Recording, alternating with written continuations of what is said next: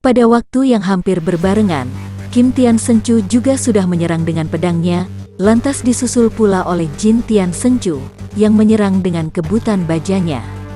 Melihat betapa tiga orang pemimpin Zheng Huapang maju, tentu saja para murid Zheng Huapang segera mundur dan membentuk lingkaran mengepung dan menjaga agar pemuda remaja itu tidak mungkin dapat melarikan diri dari tempat itu.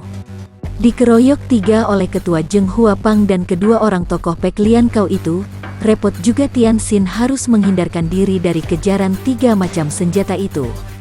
Ilmu silatnya memang sudah hebat sekali, akan tetapi dia masih belum berpengalaman, dan apalagi pada waktu itu dia yang hanya bertangan kosong, harus menghadapi tiga macam senjata yang digerakkan oleh tangan-tangan ahli. Betapapun juga, dia tidak merasa gentar dan dia tetap tersenyum, senyum yang menyeramkan karena di baliknya terbayang kebencian yang hebat bukan kepalang. Sepasang matanya yang bagus itu mengeluarkan cahaya dingin, dan tiga orang kakek itu merasa ngeri setelah melihat kenyataan betapa kedua lengan pemuda remaja itu mampu menangkis tiga macam senjata itu tanpa terluka sedikitpun. Dan meskipun dia diserang secara bergantian dan didesak, Tian Xin kini mulai mampu melakukan serangan balasan yang cukup hebat. Dia mainkan ilmu silat Tai Ke Sin Kun, dan dengan gerakan kaki dalam ilmu silat ini, dia mampu menghindarkan diri dari semua serangan. Lalu sebagai balasan dia menggunakan pukulan atau tamparan Tian Te Sin Chiang yang tidak kalah ampuhnya, bila dibandingkan dengan tiga macam senjata tiga orang kakek yang menjadi lawannya. Karena dikeroyok tiga orang, untuk menghindarkan senjata lawan yang panjang, dan yang selalu menyerang bagian lemah dari tubuhnya, kadang-kadang Tian Xin harus meloncat ke pinggir. Akan tetapi dia langsung disambut oleh tusukan atau bacokan dari para murid Zheng Huapang yang mengepung tempat itu. Akan tetapi, dengan tangkisan yang dilanjutkan tamparan, dalam waktu cepat dia mampu merobohkan satu dua orang, untuk kemudian membalik untuk menghadapi desakan tiga orang kakek itu lagi. Melihat ini, Tok Chiang menjadi penasaran dan marah sekali. Pemuda remaja itu dalam waktu singkat telah membunuh belasan orang anak muridnya. Kurung dia dengan api, teriaknya. Kini para murid Zheng Huapang itu menyalakan obor. Dan setiap kali Tian Xin meloncat ke pinggir, dia tidak lagi disambut dengan senjata melainkan dengan obor menyala. Tentu saja Tian Xin tidak berani menyambut api itu karena dia tidak kebal terhadap api. Maka terpaksa dia kembali mendesak ke tengah, lantas menyambut tiga orang kakek itu dengan mati-matian. Mampuslah! Tiba-tiba pecut baja itu berubah menjadi kaku seperti tombak dan menusuk ke arah dada Tian Xin. Melihat ini, Tian Xin menggerakkan lengannya menangkis, sambil mengerahkan tenaga untuk mematahkan senjata itu. Akan tetapi pecut baja itu terbuat dari baja yang amat baik, sehingga saat ditangkis, ujungnya melentur dan tanpa dapat dihindarkan lagi, ujung pecut yang runcing itu menusuk pangkal lengan kiri Tian Xin. Pemuda itu merasa betapa pangkal lengannya panas sekali. Maklumlah dia bahwa ujung pecut baja itu tentu mengandung racun, dan cepat dia mengerahkan sinkang seperti yang pernah dipelajarinya dari pendekar lembah naga. Memang hebat sekali karena begitu dia mengerahkan hawa sakti dari pusar itu, menuju ke bagian yang terluka, dari luka kecil itu keluar darah, lalu semua racun yang dibawa ujung pecut, dan mengotori luka itu terbawa keluar oleh darah. Tok Chiang Xianchin tertawa bergelak karena dia merasa amat yakin bahwa luka dengan ujung pecut itu satu kali saja sudah cukup, dan dia merasa yakin bahwa dalam waktu 1-2 menit lagi, pemuda remaja itu akan roboh, karena racun yang terkandung di ujung pecutnya itu amat ganas. Akan tetapi, betapa kagetnya ketika tiba-tiba pemuda itu mengeluarkan suara melengking keras, dan tahu-tahu pemuda itu telah menerjang dan menubruknya, seperti seekor burung elang Raja Wali menyambar seekor ular. Tok Chiang mengeluarkan seruan kaget, berusaha mengelak sambil memukulkan pecutnya. Tian Xin tidak berhasil memberi pukulan yang tepat, namun kakinya sempat menyambar dan mengenai paha lawan, membuat Tok Chiang terhuyung dan pemuda remaja itu dengan kecepatan kilat telah berhasil menangkap cambuk. Terjadi tarik-menarik dan hampir saja Tok Chiang tidak dapat mempertahankan cambuknya lagi. Akan tetapi pada saat itu dua orang tokoh Pek Lian Kau telah menyerang dari kanan kiri. Terpaksa Tian Xin melepaskan cambuknya, dilepaskannya dengan amat tiba-tiba hingga cambuk itu melecut ke arah muka pemiliknya. Baiknya Tok Chiang sudah melempar tubuh ke samping, kalau tidak tentu dia menjadi korban senjatanya sendiri. Dia meloncat bangun dan wajahnya berubah agak pucat. Tidak disangkanya pemuda itu sedemikian hebatnya, dan sungguh dia merasa heran bagaimana pemuda itu belum juga jatuh, setelah pangkal lengannya terluka oleh pecut baja yang mengandung racun. Kini Tianxin sudah marah sekali. Biarpun dia berhasil menghindarkan diri dari bahaya maut dengan mengeluarkan racun itu seketika dari pundaknya, namun luka pada pangkal lengan dekat pundak itu cukup mendatangkan rasa nyeri. Pada saat dia diserang oleh pedang dari kanan dan kebutan dari kiri, dia miringkan tubuh sehingga pedang itu lewat saja. Kemudian cepat dia menangkap pergelangan tangan Kim Tian Senju sambil mengerahkan tenaga Tihi Ibeng. Dia telah melanggar pantangan dan pesan ayah angkatnya agar tidak sembarangan mempergunakan ilmu ini. Hei! Kim Tian Senju berteriak aneh ketika mendadak dia merasa betapa tenaga sinkang dari tubuhnya mengalir keluar bagaikan air bah, tersedot melalui tangan pemuda remaja itu.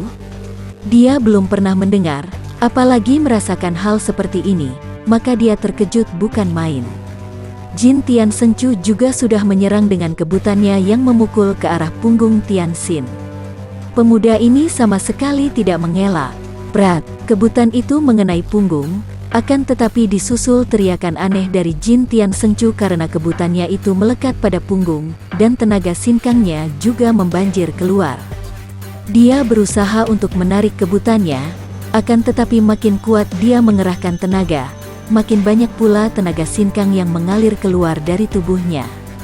Dia mengalami hal yang sama dengan Kim Tian Senju, karena kakek ini pun merasa betapa pergelangan tangannya yang dipegang lawan itu melekat dengan erat, dan makin dia berusaha melepaskan diri, makin hebat pula tenaganya tersedot keluar.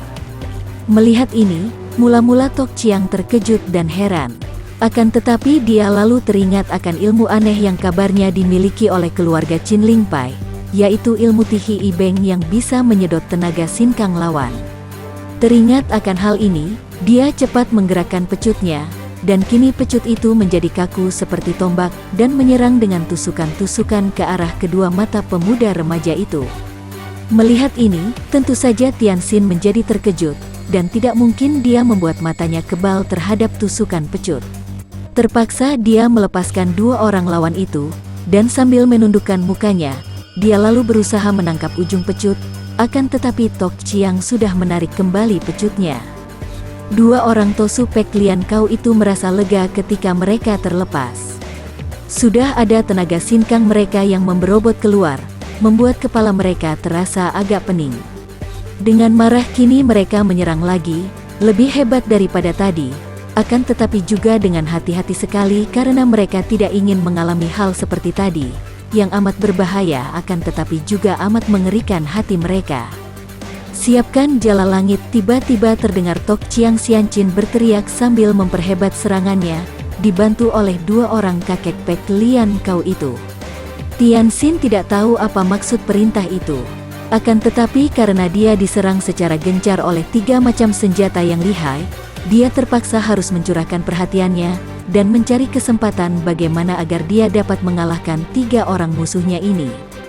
Dia tidak tahu bahwa di atas langit-langit itu sudah dipasangi jala yang tadinya tergulung dan tersembunyi dan kini, dengan menarik beberapa tali temali dari bawah, jala itu telah terbentang di atas ruangan itu.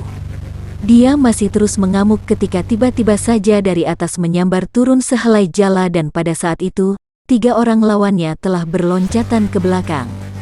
Dia tidak mungkin dapat menghindar karena tempat itu dikurung banyak orang yang memegang obor bernyala, dan juga senjata-senjata yang menodongnya, maka jala itu tepat menimpa dan menyelimuti dirinya. Tianxin menjadi semakin marah, meronta-ronta dan berusaha merobek-robek jala itu. Akan tetapi ternyata jala itu terbuat daripada benang-benang yang amat kuat, tidak dapat dibikin putus karena dapat mulur dan ulet bukan main. Selagi dia meronta dan berusaha membebaskan dirinya, tiba-tiba jala itu ditarik naik dan tubuhnya yang sudah terbungkus jala itu ikut terbawa naik pula. Tianxin berusaha untuk melepaskan diri, akan tetapi sia-sia belaka dan kini tubuhnya sudah tergantung di udara, terselimut jala yang amat kuat itu, Adapun para anggota Zheng Huapang bersorak-sorak dengan girang, memaki-maki dan mengejeknya. Tok Chiang Xianchin yang sudah menjadi sangat marah setelah melihat demikian banyaknya anak buahnya yang tewas, menyambar sebatang tombak dari tangan seorang murid dan dengan tombak ini dia menyerang Tianxin, melontarkan tombak itu ke arah tubuh yang terbungkus jala dan tergantung di atas itu. Tombak itu meluncur dengan sangat cepatnya dan tepat mengenai punggung Tianxin. Dukek, tombak itu seperti mengenai besi saja sehingga terpental dan jatuh terbanting berkerontangan di atas lantai. Semua orang terkejut sekali. Pemuda remaja itu sungguh hebat, kekebalannya membuat serangan tombak itu tidak ada gunanya. Dan memang Tianxin yang maklum bahwa dia tidak mampu menangkis atau mengelak, telah melindungi dirinya dengan tenaga Tian Te Sin Chiang yang membuat tubuhnya menjadi kebal terhadap serangan senjata tajam atau runcing. Ingin kulihat apakah engkau juga kebal terhadap api? Tiba-tiba Tok Chiang Xianchin berkata sambil tertawa. Hahaha, mari kita melihat anak pangeran Cheng Han Ho ini menjadi sate panggang seperti anak babi. Hahaha. Semua murid Zheng Huapang tertawa, dan mereka lalu mengumpulkan kayu-kayu kering, dibawa ke dalam ruangan itu dan ditumpuk di bawah tempat Tianxin tergantung. Cheng Tianxin, apalagi yang hendak kau katakan sekarang? Apakah engkau hendak minta ampun? Tok Chiang mengejek. Dia merasa sangat marah apabila melihat mayat-mayat para anak buah yang berserakan di tempat itu. Pemuda remaja itu benar-benar telah mendatangkan kerugian besar sekali. Tidak hanya kerugian akibat kematian banyak anak murid, akan tetapi juga telah merusak nama besar Zheng Huapang. Kakek iblis terkutuk, mau bunuh lekas bunuh, siapa takut mampus? Kalau gagah, jangan gunakan kecurangan, lepaskan aku dan mari kita bertanding sampai 1000 jurus. Tianxin memaki dan menantang. Lekas bereskan dia, Pangcu, ketua. Dia itu bocah setan yang sangat berbahaya, kata Kim Tian Senju, masih teringat akan pengalamannya ketika tersedot oleh ilmu Ti Hi Beng tadi. Tentu saja dia maksudkan bahwa bocah itu terlalu lihai untuk dibiarkan hidup. Tok Chiang Xianchin cepat mengambil sebatang obor dari tangan anak buahnya, kemudian melemparkan obor itu di atas tumpukan kayu kering yang segera terbakar dan bernyala, makin lama makin tinggi. Tianxin telah merasakan hawa panas dari bawah, maka dia mengumpulkan hawa murni untuk mempertahankan diri selama mungkin. Otaknya lalu bekerja dan dia mengharapkan bahwa tubuhnya lebih kuat bertahan daripada jala itu. Jika jala itu lebih dulu terbakar daripada tubuhnya, tentu jala itu akan terobek dan dia dapat meloncat turun lalu mengamuk. Akan tetapi kalau jala itu lebih kuat bertahan terhadap api daripada tubuhnya, maka dia akan mati, hal yang bukan apa-apa karena dia akan menyusul ayah bundanya.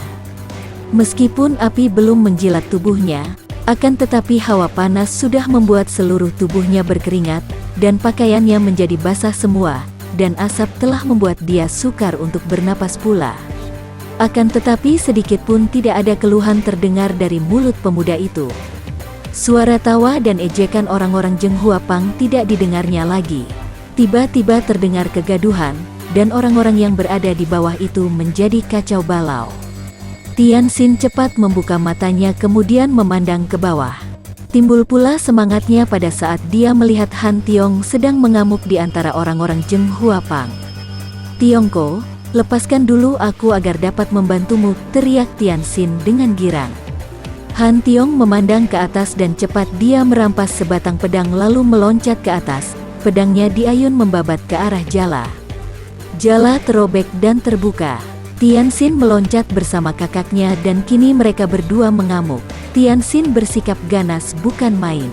Setiap pukulannya tentu dilakukan sepenuh tenaga sehingga setiap orang yang kena pukulannya tentu roboh, dan tidak dapat bangun kembali karena kepalanya pecah atau tulang dadanya patah. Melihat sepak terjang adiknya ini, apalagi melihat bahwa di sana sudah berserakan mayat belasan orang banyaknya, Han Tiong menjadi ngeri. Sinte, jangan membunuh orang, teriaknya lantang. Mendengar teriakan kakaknya ini, Tianxin membantah, suaranya halus akan tetapi juga penasaran. Koko, mereka hampir saja membunuhku. Mereka berdua menerjang sedemikian hebatnya, hingga para anak buah Zheng Huapang terdesak keluar dari ruangan itu. Juga Tok Chiang Xianqin beserta 2 orang pembantunya sudah berloncatan keluar karena ruangan itu penuh dengan tubuh berserakan dan asap yang menyerang mata. 2 orang muda itu segera berloncatan keluar mengejar. "Sinte, sudah terlampau banyak orang yang kau bunuh," kembali Han Tiong menegur. Suaranya kini terdengar tegas dan penuh nada teguran. "Baiklah, Tiongko." Tok Chiang Xianqin telah menerjang maju dengan pecut bajanya, disambut oleh Han Tiong. Adapun Tianxin kini dihadapi oleh kedua orang Tosupek Lian Kao. Pertempuran terjadi di luar rumah dan amat serunya. Akan tetapi di antara para anak buah Zheng Huapang tidak seorang satupun yang berani mendekat, karena setiap kali mendekat mereka tentu roboh oleh 2 orang muda perkasa itu. Mereka sudah berusaha menggunakan racun-racun, bahkan telah menaburkan bubuk beracun atas perintah Tok Chiang. Akan tetapi semua itu tidak ada gunanya karena kedua orang muda itu tidak roboh oleh penyebaran bubuk racun itu. Senjata-senjata mereka tidak ada yang dapat mengenai tubuh mereka. Bahkan kini Han Tiong mendesak Tok Chiang, sedangkan Tianxin membuat 2 orang Tosupek Lian Kao itu kalang kabut. Mereka hanya mampu mempertahankan diri belaka dari desakan Tianxin yang sudah marah sekali kepada mereka. Plak, plak, untuk pertama kalinya, 2 orang Tosu itu berkenalan dengan tamparan Tiante Xinqiang, dan mereka menjerit lantas roboh terpelanting. Tianxin mengejar dan 2 kali kakinya menginjak. Krek-krek, terdengar bunyi tulang patah-patah dan 2 orang Tosu itu tewas dengan tulang iga dan tulang leher patah-patah. "Sinte!" Han Tiong berteriak marah.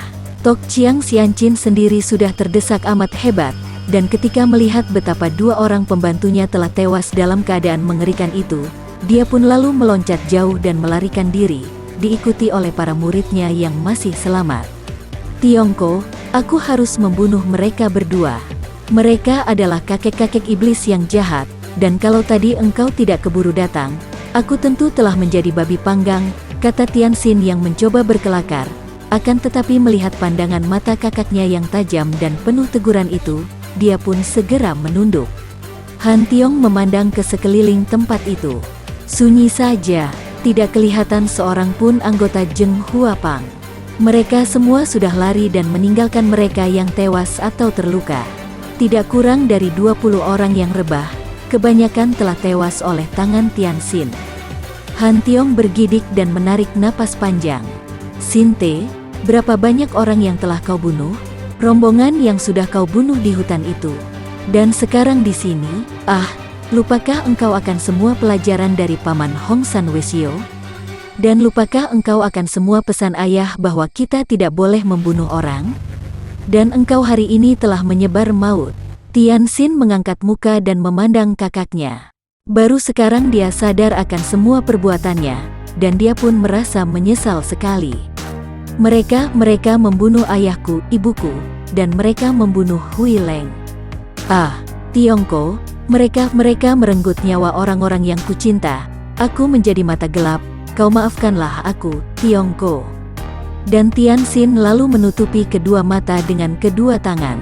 Pemuda remaja ini menangis. Han Tiong merasa terharu dan kasihan sekali. Dia sangat sayang kepada adiknya ini, dan dia pun dapat merasakan betapa hancur hati adiknya itu melihat kematian Hui Leng, apalagi karena yang membunuh darah itu adalah orang-orang Zheng Huapang yang dahulu ikut mengambil bagian dalam kematian ayah bunda pemuda itu. Betapapun juga, ada alasan yang amat kuat mendorong adiknya itu menjadi mata gelap. Dan segalanya sudah terjadi, dan yang terbunuh itu, bagaimanapun juga, harus diakui adalah orang-orang jahat yang sudah sepatutnya ditentang. Karena mereka itu hanya mengotori dunia dengan perbuatan-perbuatan mereka yang kejam dan jahat. Didekatinya adiknya kemudian dirangkulnya. "Sudahlah, segala hal sudah terlanjur. Hanya kuminta agar lain kali engkau jangan terlampau membiarkan dirimu terhanyut dalam arus kemarahan dan dendam yang membutakan mata." Tianxin terisak dan balas merangkul kakaknya. "Terima kasih, Tiongko. Tentu aku akan memperhatikan nasihatmu. Harap engkau tak melaporkannya kepada ayah, aku takut akan tegurannya." Han Tiong menahan senyum, dan saat itu dia melihat luka di pangkal tangan adiknya. "Ah, engkau terluka? Parahkah lukamu?" Tian Xin tersenyum, matanya masih basah, dan dia menggelengkan kepala, terkena tusukan pecut baja ketua Zheng Huapang. "Memang mengandung racun akan tetapi sudah kukeluarkan dengan dorongan tenaga Sin Kang. Baik kalau begitu, nah, mari kita urus mereka." "Urus mereka? Siapa?" Han Tiong menuding ke arah orang-orang yang tubuhnya menggeletak di sana-sini. "Urus mayat-mayat itu, dan urus mereka yang terluka," katanya dengan nada suara agak dingin, karena dia teringat betapa Tian Xin membunuh seluruh rombongan Zheng Huapang, dan membiarkan mayat-mayat mereka begitu saja di tengah hutan. Tian Xin masih belum begitu mengerti akan tetapi dia mengikuti kakaknya. Lantas tanpa banyak cakap lagi dia membantu kakaknya, pada saat Han Tiong mulai membuat lubang besar untuk mengubur semua mayat, bahkan lalu mengobati mereka yang terluka parah. Menjelang senja, Han Tiong mengajak adiknya untuk kembali ke Lembah Naga. Wajah Tian Xin nampak muram sekali di sepanjang perjalanan. "Jangan khawatir, adikku. Aku tidak akan melaporkan kepada ayah tentang pembunuhan-pembunuhan itu." Tian Xin menarik napas panjang. "Aku percaya sepenuhnya padamu, Koko. Akan tetapi, bukan itu yang menjadikan pikiran aku tak dapat melupakan Hui Leng." Dan dia menarik napas panjang berulang-ulang. Diam-diam Han Tiong merasa kasihan sekali. Mengapa adiknya ini demikian lemah kalau menghadapi wanita cantik? Dia juga tahu bahwa adiknya telah merasa kehilangan akibat kematian Hui Leng, dan untuk kedua kalinya patah hati setelah dahulu kehilangan Cuing. Sesudah keduanya sampai di Istana Lembah Naga, dan berhadapan dengan ayah dan ibu mereka, Han Tiong menceritakan secara singkat betapa mereka berdua sudah mengejar sampai ke sarang Zheng Huapang, dan berhasil mengobrak-abrik sarang itu, hingga ketua Zheng Huapang melarikan diri bersama anak buah mereka. "Engkau terluka, Tian Xin. Parahkah lukamu? Coba kau mendekat." Chia Xin Liong memeriksa luka itu. Kau telah mendorong racunnya keluar. Bagus sekali." Tian Xin, berapa banyak orang yang telah kau bunuh?" Ditanya secara tiba-tiba seperti itu, wajah Tian Xin lantas berubah, akan tetapi dia cepat menekan perasaan hatinya. Saya tidak tahu. Ayah mereka mengeroyok maka saya membela diri sedapat saya." "Ayah, Sinte hampir saja celaka, sudah terjebak dalam jala dan digantung, nyaris dibakar hidup-hidup. Untunglah Tiongko segera datang sehingga dapat menolong saya, dan kami berdua lalu mengamuk dan mengalahkan mereka." Chia Xin Liong menarik napas panjang. Tentu saja dia tahu akan semua itu. Tadi dia telah menyusul mereka lalu secara diam-diam dia menonton semua yang terjadi. Dia sengaja tidak turun tangan dan membiarkan saja segala sepak terjang Tian Xin dan Han Tiong. Maka dia melihat pula perbedaan antara puteranya sendiri dan putera angkatnya itu. Hatinya sangat khawatir menyaksikan keganasan Tian Xin, tetapi dia pun kagum melihat keberaniannya ketika sudah tertawan, namun masih sangat berani itu. Dan melihat betapa Han Tiong sangat melindungi dan membela adiknya, maka Chia Xin Liong diam saja tidak mau mendesak lebih jauh tentang pembunuhan yang dilakukan Tian Xin itu. Dia hanya bertanya tentang pertempuran itu. Tian Xin lalu menceritakan dengan panjang lebar mengenai pertempuran itu, akan tetapi tentu saja tidak berani bercerita bahwa dia telah mempergunakan Ti Hi Beng. Kepada Han Tiong telah diceritakannya segala hal, bahkan juga tentang dia menggunakan Ti Hi Beng, dan untuk itu, Han Tiong telah menegurnya. Terhadap kakaknya, dia sama sekali tidak ingin dan tidak bisa menyembunyikan sesuatu. Bahkan baru lega rasa hatinya kalau dia sudah menceritakan hal yang membuat hatinya tertekan kepada kakaknya. Semenjak terjadinya peristiwa itu, Chia Xin Liong makin tekun menyuruh dua orang muda itu berlatih silat di bawah pengawasannya langsung. Dia melihat betapa sejak terjadinya peristiwa Zheng Huapang itu, Tian Xin kelihatan banyak sekali duduk termenung, dengan wajah yang membayangkan kedukaan dan kekecewaan.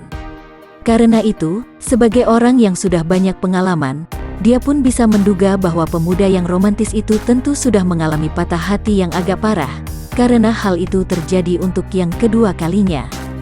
Maka satu-satunya jalan sebagai pengobatan adalah menyuruhnya berlatih sebanyak mungkin, baik latihan ilmu silat maupun berlatih siulian untuk menghimpun Sin Kang.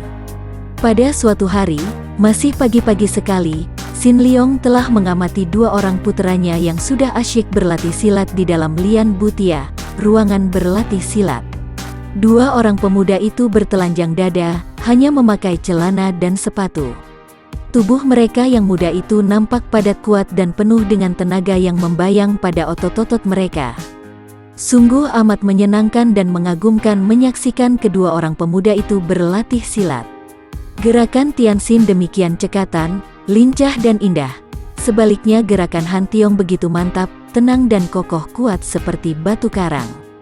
Kalau dapat dibuat perbandingan, gerakan Tianxin laksana gerakan ombak samudera yang bergelombang dan tidak kenal henti. Sebaliknya Han Tiong bagaikan batu karang di tepi samudera yang kokoh kuat.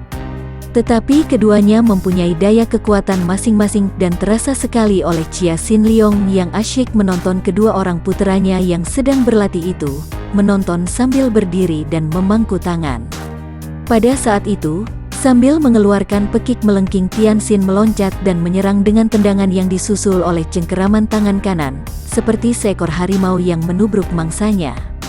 Namun dengan tenangnya Han Tiong menangkis tendangan itu, dan sudah siap menghadapi cengkeraman adiknya, yang cepat dielakkannya dengan merendahkan tubuh, lalu tangan kanannya yang tadi menangkis tendangan, kini memukul dari bawah ke arah pusar lawan. Tianxin juga dapat menangkis, maka selanjutnya dua orang pemuda itu saling serang dengan hebatnya. Angin pukulan berdesir-desir terasa di seluruh Lian Butia itu, sehingga diam-diam pendekar lembah naga menonton dengan hati puas dan bangga. Akan tetapi di samping kebanggaan ini juga timbul kekhawatiran di dalam hatinya melihat bahwa pada wajah Tianxin masih jelas terbayang kedukaan yang mendalam itu. Dia melihat bahwa tidak percuma dia menggembleng dua orang muda itu, karena ternyata semua ilmu silat yang mereka pelajari sudah mendekati kesempurnaan, dan agaknya tidak berselisih jauh dengan dia sendiri. Tentu saja mereka masih belum memiliki kematangan pendekar, karena mereka masih membutuhkan banyak pengalaman. Akan tetapi jelaslah bahwa jarang ada tokoh Kang Ou yang akan mampu menandingi mereka. Tak lama kemudian, Baby Chu, istri pendekar sakti ini, muncul dan menonton pula. Dan wanita yang cerdas ini pun dapat melihat kedukaan yang membayang pada wajah tampan anak angkat mereka, maka dia pun lantas memberi isyarat kepada suaminya, dan mereka berdua pergi meninggalkan Lian Butia untuk duduk di ruangan dalam, di mana mereka membicarakan keadaan Tianxin. Dia agaknya tidak dapat melupakan gadis itu, kata Bicu setelah mereka berdua saja di dalam kamar. Ah, dia seperti mendiang ayahnya, amat lemah menghadapi wanita, kata Sin Leong. Dia amat mudah jatuh hati, mudah sekali sakit hati, mudah mendendam, akan tetapi juga mudah melupakan. Buktinya, dia dahulu juga berduka karena ditinggal Cuing, akan tetapi kini dia sudah melupakannya, dan dia jatuh hati kepada Hui Leng. Aku yakin bahwa kalau dia berjumpa dengan gadis lain yang dapat memikat hatinya, dia pun akan lupa kepada Hui Leng, kata Bicu dengan hati tidak puas. Sin Leong menarik napas panjang, teringat dia akan mendiang Cheng Han Ho yang juga sudah biasa mempermainkan wanita dan berganti-ganti pacar. Pemuda semacam dia itu sebaiknya cepat dicarikan jodoh dan dinikahkan. Bicu mengerutkan sepasang alisnya. Mungkinkah seorang pemuda seperti dia dicarikan jodoh begitu saja, tanpa persetujuan dan kecocokan hatinya sendiri? Agaknya hal itu tak mungkin dilakukan, juga belum tentu akan menjadi sebuah perkawinan yang bahagia. Tentu saja harus dengan persetujuannya.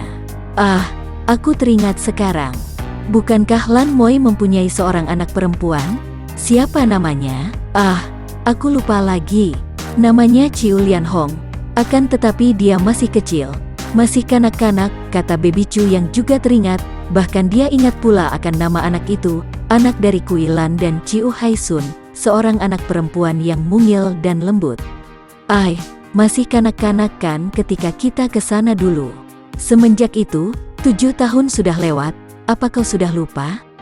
Tentu usianya sudah belasan tahun sekarang. Benar, akan tetapi usianya paling banyak hanya baru 13 tahun, dia masih belum dewasa benar. Betapapun juga, usia belasan tahun tidak dapat dinamakan anak-anak lagi, dan apabila sudah berkenalan dengan anak itu, tentu dapat dirundingkan. Siapa tahu, salah seorang di antara mereka ada yang cocok dan suka. Seorang di antara mereka, ya, bukankah kita harus pula mencarikan jodoh atau calon jodoh untuk Han Tiong? Dan andai kata salah seorang di antara mereka cocok dengan Putri Lan Moi, maka alangkah baiknya kalau kita berbesan dengan Ciu Hai Sun dan istrinya. Lalu maksudmu bagaimana? Tiong Ji dan Sin Ji sudah cukup dewasa, dan kulihat ilmu silat mereka sudah cukup baik, hanya tinggal mematangkan dengan pengalaman saja. Untuk mengusir kedukaan yang menggoda hati Tianxin, sebaiknya kalau mereka berdua itu kusuruh pergi melakukan perjalanan jauh.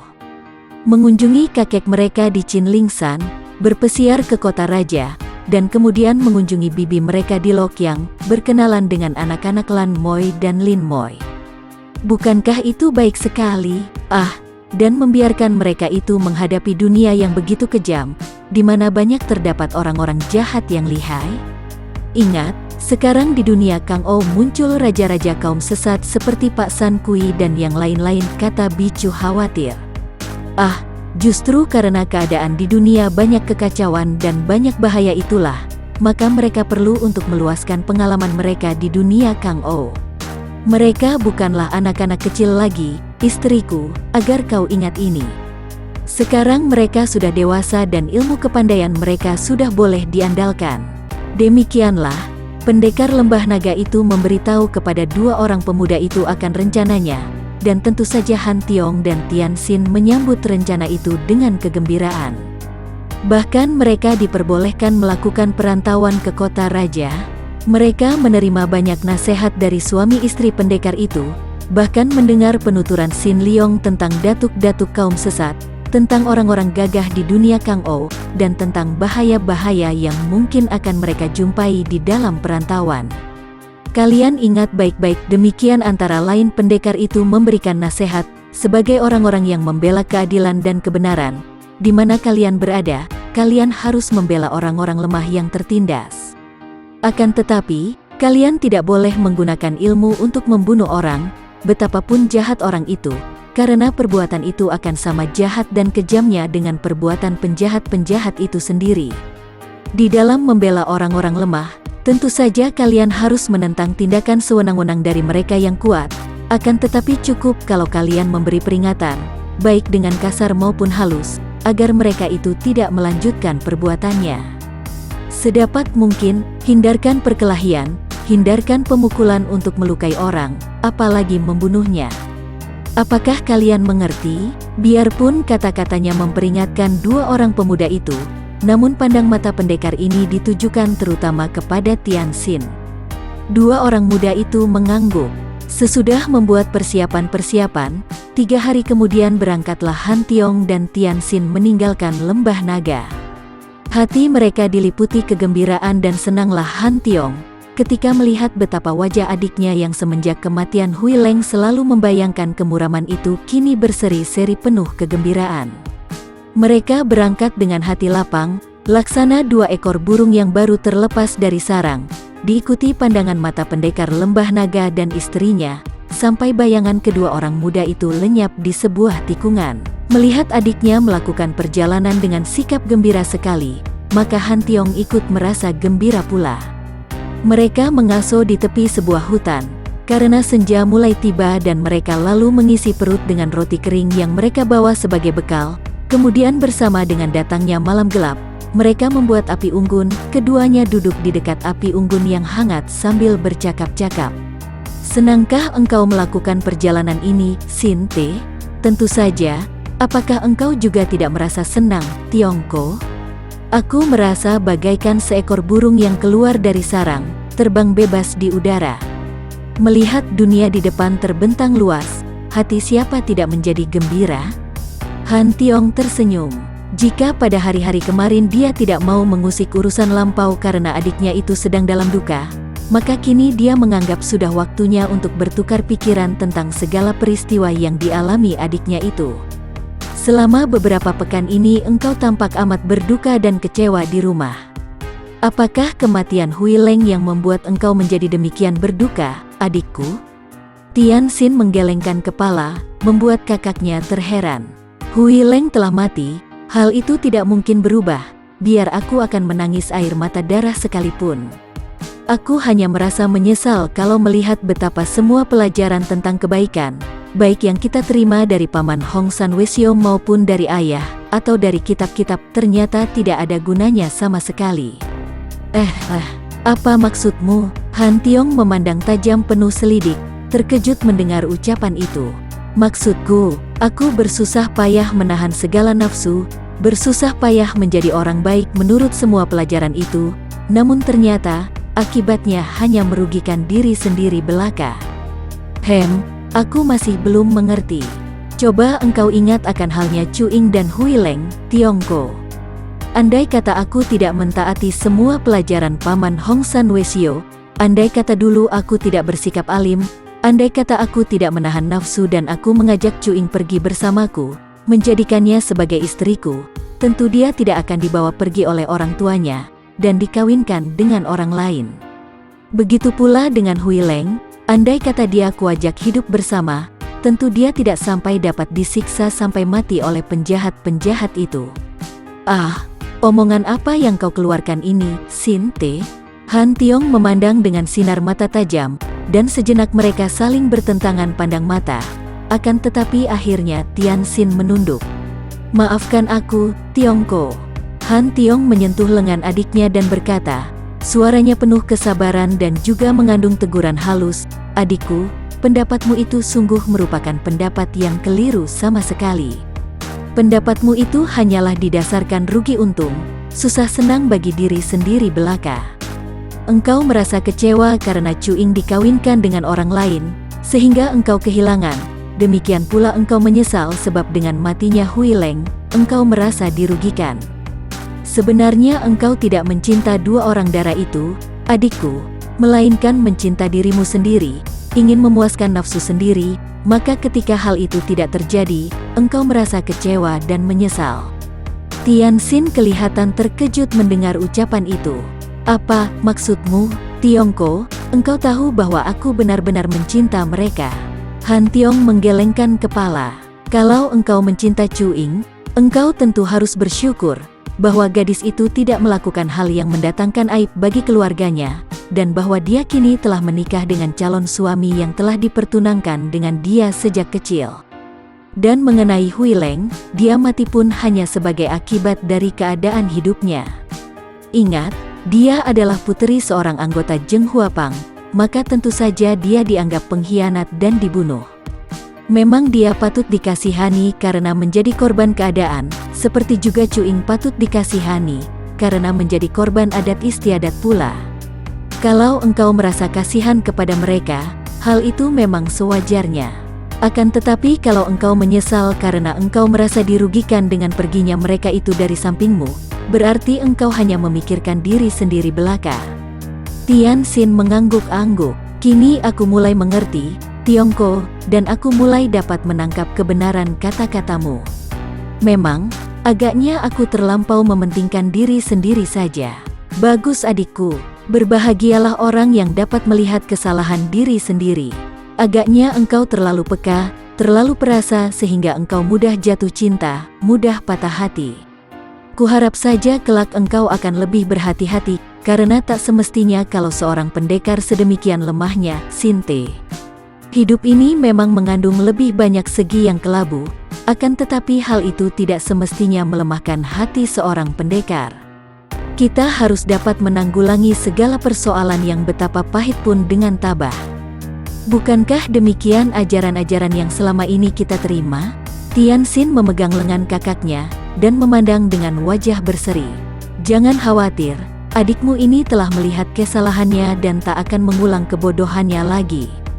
Tian Xin lalu mengeluarkan suling dari buntalan pakaiannya, dan tak lama kemudian, di malam yang amat sunyi itu terdengar alunan suara tiupan suling yang merdu. Han Tiong tersenyum girang dan dia seperti dibuai oleh suara suling itu hingga akhirnya dia tertidur pulas di bawah pohon dekat api unggun. Karena perjalanan itu melewati perbatasan, di luar tembok besar yang menjadi sarang perkumpulan Zheng Huapang, maka Han Tiong mengajak adiknya untuk singgah dahulu di tempat itu. Perkampungan Zheng Huapang itu masih ada dan ketika mereka memasuki pintu gerbang, mereka melihat bahwa kini perkampungan itu ditempati oleh sedikitnya 30 orang anggota Zheng Huapang. Sebaliknya, melihat munculnya dua orang pemuda ini, para anggota Zheng Huapang itu lari ketakutan.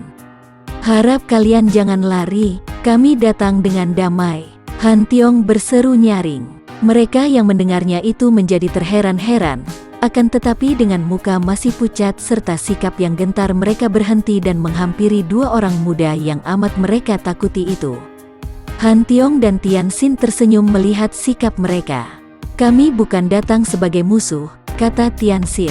"Kami hanya kebetulan lewat dan ingin melihat keadaan di sini."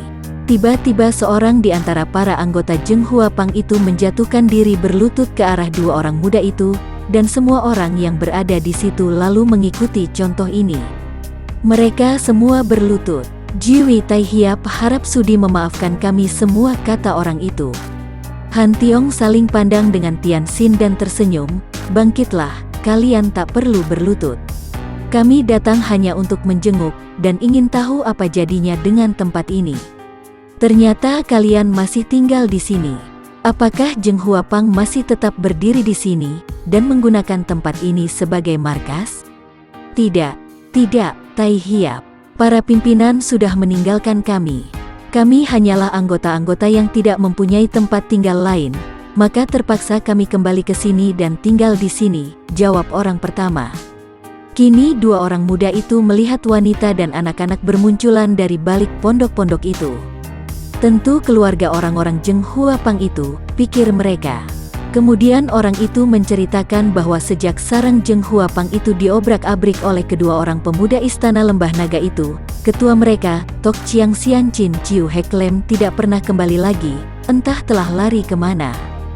Dan karena para anak buah Zheng Huapang banyak yang tidak mempunyai tempat tinggal, maka berturut-turut mereka kembali ke situ setelah melihat bahwa keadaan aman kembali.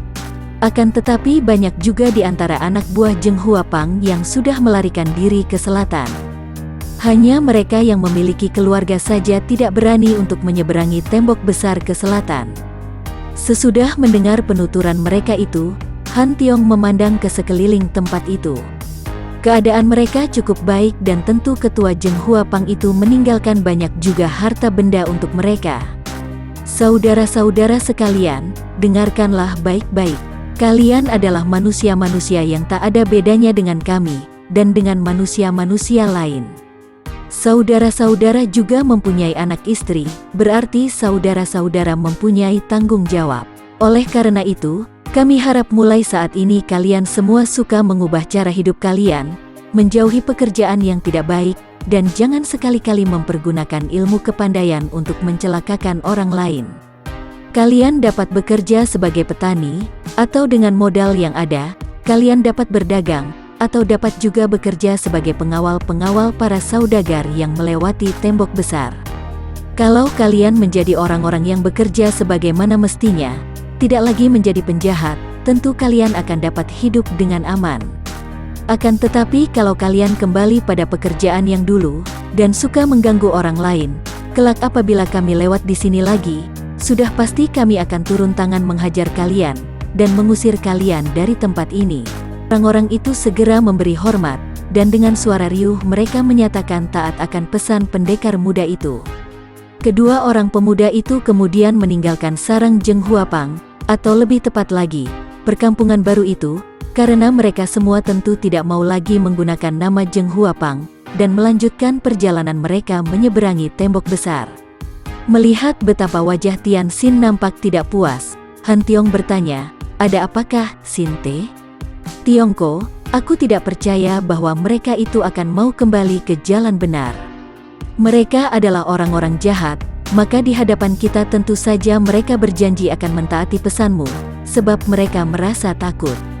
Akan tetapi kelak, aku yakin sekali bahwa mereka itu akan kembali menjadi penjahat, apalagi kalau ada yang memimpin mereka." Abis kalau menurut pendapatmu, bagaimana? Apa yang harus kita lakukan tadi?" "Kurasa lebih baik menghajar agar mereka takut benar-benar dan membubarkan mereka." Karena dengan berkelompok itu mereka tentu akan menjadi lebih berani untuk melakukan kejahatan lagi. Orang-orang kejam dan jahat semacam mereka itu tidak boleh diberi hati, Tiongko. Han Tiong tersenyum, Sinte, mengapa engkau begitu keras terhadap orang-orang yang pernah melakukan penyelewengan dalam hidupnya? Apakah engkau lupa akan wejangan Paman Hong San Wesio? Orang yang melakukan penyelewengan, yang kita namakan orang jahat, adalah orang yang sedang menderita penyakit. Bukan tubuhnya yang sakit, melainkan batinnya. Nah, bila kita menghadapi orang yang sakit, sebaiknya kita memberi obat, bukan? Ingat, orang yang sedang menderita sakit itu juga dapat sembuh. Adikku, sedangkan kita yang sekarang ini sedang sehat, bisa saja sewaktu-waktu jatuh sakit. Tapi bagaimanapun juga, manusia adalah makhluk yang sangat lemah, baik badan maupun batinnya. Karena itulah kita harus mengasihani mereka, adikku, bukan malah membenci mereka. Mengasihani orang jahat, tentu saja, karena mereka itu sedang menderita sakit. Dan kalau ada orang jahat membunuh ayah bunda kita, kekasih kita, apakah kita harus mengasihani penjahat itu juga? Dibantah seperti ini, Han Tiong tak mampu menjawab karena dia merasa tidak enak untuk membantah. Dia tahu bahwa pertanyaan itu timbul dari hati yang amat mendendam atas kematian ayah bunda adiknya ini, juga kematian kekasihnya. Tentu saja dia tak mau mengingatkan adiknya bahwa ayahnya itu mati karena akibat daripada perbuatannya sendiri. Demikianlah pula Hui Leng tewas karena keadaan lingkungan hidupnya. Akan tetapi, untuk diam saja pun tidak enak, maka dia memperoleh jawaban yang dianggapnya tepat. Adikku, apakah sesungguhnya yang aneh dari kematian orang-orang yang hidup sebagai pendekar? Baik mendiang ayah bundamu, maupun Nona Loa Hui Leng, mereka adalah orang-orang yang sejak kecil telah berkecimpung di dunia Kang Ou, dan karenanya sudah tentu mempunyai banyak musuh-musuh. Kurasa tak ada yang harus menjadi penasaran. Andai kata kita sewaktu-waktu tewas di tangan orang yang memusuhi kita, bukankah hal itu sudah wajar, dan tidak perlu dijadikan dendam? Aku mengerti Tiongko, akan tetapi agaknya engkau tidak dapat merasakan penderitaan seorang anak yang kehilangan kedua orang tuanya, terbunuh oleh orang-orang jahat. Han Tiong tidak mau membantah lagi karena hal itu hanya akan mendatangkan perasaan yang tidak enak saja. Maka dia pun mengajak adiknya bicara tentang hal-hal lain. Mereka segera melupakan bahan percakapan yang tak menyenangkan itu, kemudian melanjutkan perjalanan dengan gembira, sebab pemandangan pada sepanjang perjalanan yang melalui bukit-bukit itu amat mempesonakan. Biarpun pada 7 tahun yang lalu, mereka berdua pernah melakukan perjalanan ke kota raja bersama Chia Sin Leong dan istrinya, ketika mereka kembali dari kuil Tian Tutang. Namun ketika itu selain sudah lewat lama sekali, juga mereka tidak begitu lama berada di kota raja. Apalagi Han Tiong sendiri yang pernah datang ke Chin Ling Pai bersama orang tuanya, adalah pada saat dia baru berusia 11 tahun. Oleh karena perjalanan itu amat jauh, dan dia sama sekali sudah tak ingat lagi jalannya, maka sebelum mereka berangkat, Chia Sin Leong telah memberi petunjuk tentang tempat-tempat yang akan mereka lalui. Pertama-tama mereka akan memasuki kota raja lebih dulu, melihat-lihat di kota besar itu, dengan pesan dari Chia Sin Leong supaya di kota raja mereka tidak sampai terlibat dalam perkelahian, karena selain di tempat itu banyak terdapat orang pandai, juga jangan sampai mereka memancing perhatian para penjaga keamanan kota raja dan istana. Kemudian, mereka diharuskan pergi ke Chin Ling Shan yang berada di Provinsi Shenxi Selatan. Setelah itu barulah mereka harus ke timur dari Provinsi Shenxi, memasuki Provinsi Honan untuk pergi ke kota Lok yang tempat tinggal Chiu Hai Sun. Kalian boleh pergi merantau sampai selama 1 tahun, demikian pesan Chia Sin Leong. Waktu itu sudah lebih dari cukup bagi kalian berdua untuk mengunjungi ketiga tempat itu, dan meluaskan pengetahuan kalian. Jangan terlalu lama di kota raja, yang penting adalah mengunjungi keluarga kakek kalian di Chin Ling Shan, kemudian mengunjungi bibi kalian di kota Lokyang. Di sana kalian boleh tinggal agak lama. Di antara banyak pintu gerbang yang memasuki kota raja, pintu gerbang utara merupakan pintu gerbang yang selain tebal dan kuat, juga terjaga paling ketat. Hal ini adalah karena semenjak dulu, Pintu gerbang ini yang paling sering mengalami gempuran-gempuran dan serbuan-serbuan musuh yang datang dari utara, dan bagi kerajaan itu, bahaya yang paling besar dan tak pernah dapat diabaikan adalah bahaya yang datangnya dari utara, dari luar tembok besar. Hal ini tidaklah aneh, karena kota raja itu terletak paling dekat dengan perbatasan utara, sehingga penyerbuan musuh dari utara akan dapat langsung memasuki kota raja, tidak seperti penyerbuan dari jurusan lain yang harus melampaui daratan luas, melalui provinsi-provinsi, sehingga sebelum bahaya tiba di kota raja, sudah terlebih dahulu kota raja akan mendengar dan akan mempersiapkan diri. Pada waktu itu, kerajaan Beng Tiao sedang mengalami masa jayanya. Perjalanan atau pelayaran Panglima Dehu pada puluhan tahun yang lampau agaknya mendatangkan hubungan yang luas dan akrab dengan negara-negara lain di seberang lautan, sehingga hubungan dagang juga bisa diperbesar, baik dengan negara-negara barat hingga ke India dan Arab, juga dengan negara-negara di selatan, bahkan sampai di Kepulauan Indonesia, yaitu Sumatera dan Jawa.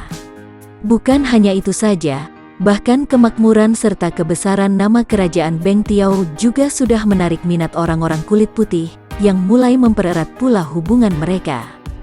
Terutama sekali bangsa Portugis yang memang sudah semenjak puluhan tahun menjadi orang kulit putih pertama yang datang ke Tiongkok untuk berdagang. Biarpun penjagaan di pintu gerbang utara amat ketat, akan tetapi dua orang muda yang masih remaja, berpakaian patut, bersikap sopan dan lebih pantas menjadi pelajar-pelajar yang kaya, seperti Han Tiong dan Tian Xin, tidak menimbulkan kecurigaan dan mereka dapat memasuki kota raja dengan mudah. Chia Sin Leong adalah seorang pendekar yang pernah berjasa terhadap kerajaan.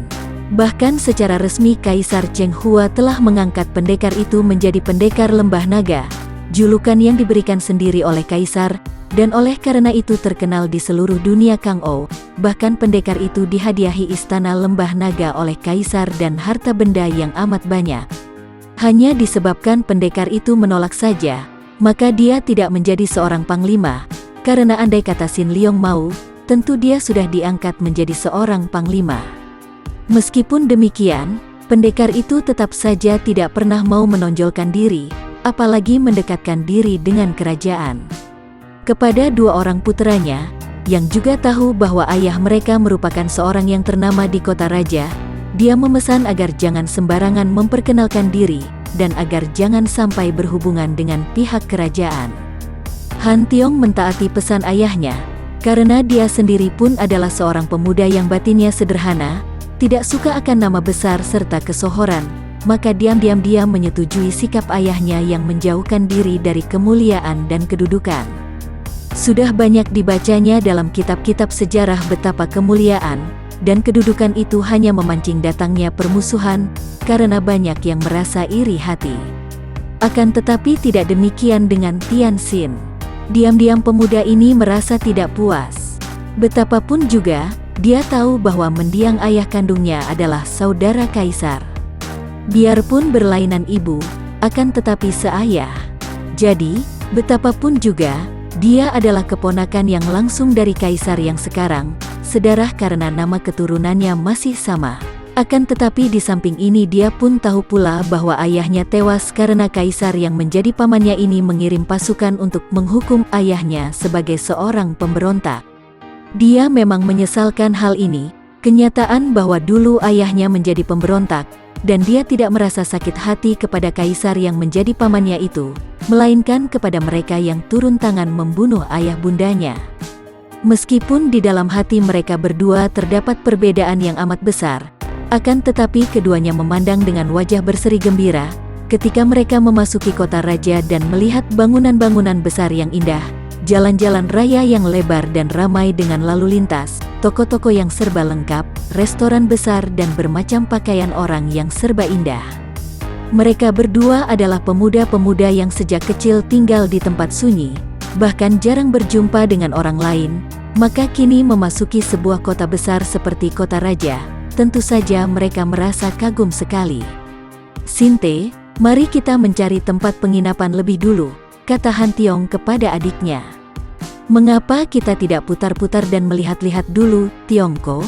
Kita tidur di mana saja, di kuil juga boleh kan? Lebih aman dan tidak menyolok," kata Tianxin. Tidak, adikku. Justru kalau kita bermalam di kuil tua atau sebagainya, maka lebih banyak kemungkinan bagi kita untuk bertemu dengan orang-orang Kang Ou, sehingga malah akan menimbulkan kecurigaan, karena kita berpakaian seperti pelajar-pelajar yang melancong, bukan seperti orang Kang Ou. Pula, tidak enak kalau berjalan-jalan sambil menggendong buntalan pakaian seperti ini, hanya menjadi perhatian orang saja. Kita cari kamar dahulu, lalu menyimpan buntalan pakaian, dan baru kita jalan-jalan, jawab Han Tiong, dan seperti biasa, Tianxin menyetujui. Memang pemuda ini selalu taat terhadap Han Tiong, bukan taat secara terpaksa, karena dia selalu dapat melihat bahwa kakaknya itu sudah benar dan tepat. Di dalam hatinya, Tianxin sangat sayang kepada Han Tiong, sayang dan tunduk, juga kagum karena kakaknya itu dianggap memiliki batin yang amat kuat sekali, tidak seperti dirinya yang mudah tunduk dan mudah terpengaruh. Juga dia tahu bahwa kalau mereka sama-sama menggunakan ilmu simpanan mereka, maka dia tidak akan menang melawan kakaknya. Biarpun pendekar lembah naga sendiri menyembunyikan dan menganggapnya sebagai rahasia, namun di antara kedua orang kakak dan adik ini tidak ada rahasia apa-apa, dan mereka pernah saling menceritakan tentang ilmu-ilmu simpanan yang mereka pelajari dari ayah mereka. Mereka tidak merasa saling iri hati, karena mereka sudah tahu bahwa dua macam ilmu itu, yaitu Tihi Ibeng dan Kepsa Chiang, atau lebih lengkapnya Hokmo Kepsa Chiang, hanya boleh diturunkan kepada satu orang saja. Bahkan dengan terus terang Han Tiong menceritakan bahwa dia pun diberi pelajaran ilmu Totok It Sin Chi yang dapat menghadapi Tihi Ibeng itu kepada adiknya. Hal ini pun tidak membuat Tianxin menjadi kecil hati. Bagi dia, kalau kalah oleh Han Tiong merupakan hal yang sudah wajar dan semestinya. Mereka menyewa sebuah kamar di losmen sederhana, dan sesudah mandi serta berganti pakaian, mereka lalu pergi keluar berjalan-jalan meninggalkan buntalan pakaian di dalam kamar yang terkunci, dan membawa semua uang bekal mereka dalam saku. Karena kini mereka tidak lagi menggendong buntalan, maka keadaan mereka semakin tidak menarik perhatian, sebab mereka tiada bedanya dengan dua orang pemuda kota raja yang sedang berjalan-jalan makan angin di sore hari itu. Bagi teman-teman yang menyukai video ini, silahkan subscribe, share, and like. Jangan lupa nyalakan bunyi loncengnya untuk mendapatkan video-video terbaru dari kami, agar kami terus bersemangat dalam membuat video-video yang menarik. Mohon maaf kalau masih banyak kesalahan di sana-sini, semoga kedepannya kami bisa lebih baik lagi. Terima kasih.